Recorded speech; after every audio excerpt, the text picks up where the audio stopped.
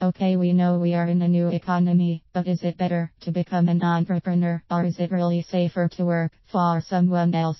The average household income in the United States is approximately zero a year. If you wanted to be part of the top 25% of income earners, you would need to earn at least zero.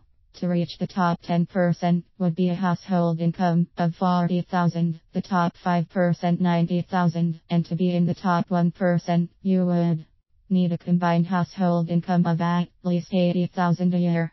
So here's the question: if you wanted to move up to the top 25% or 10% or even the top 5% of income earners, and who wouldn't want to? Can you see yourself moving up to these levels with your current means of income? Most of us have been taught to not even dream that high, but why? In today's new economy, it is more and more feasible to be a top income earner if you are on the right path. What do you think would give you the best chance to move up to these top levels of income? In my opinion, and in the opinion of many experts, the answer is to become an entrepreneur. The concept of entrepreneurship has been around for millennia. The great explorers, the crusaders, the pilgrims, and the American West pioneers, the founding of this country was very entrepreneurial. Breaking away from Great Britain to be able to live as we choose, work as we choose, worship as we choose, it was the essence of being an entrepreneur. Here is what a few entrepreneurs have to say about this life path. Susan Sly: think about the great entrepreneurs. They are visionaries. They have heart.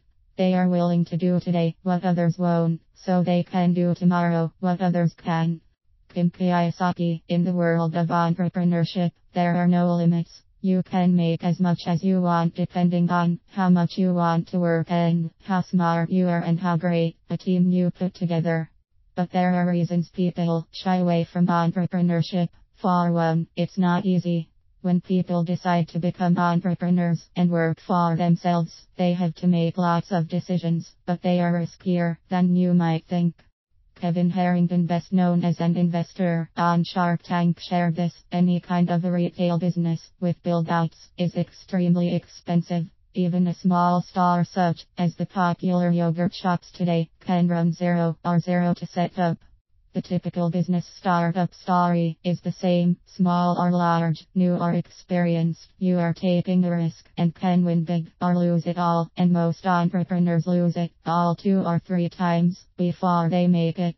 Richard Branson is a great example of this. As a very wealthy English business owner and investor, he has lost at least 15 businesses over the years. 80% of all new US businesses crash and burn within their first 5 years, many in the first 18 months. In the face of this reality, still 72% of Americans would love to be their own boss, according to a current Gallup poll, but they don't know how to get there.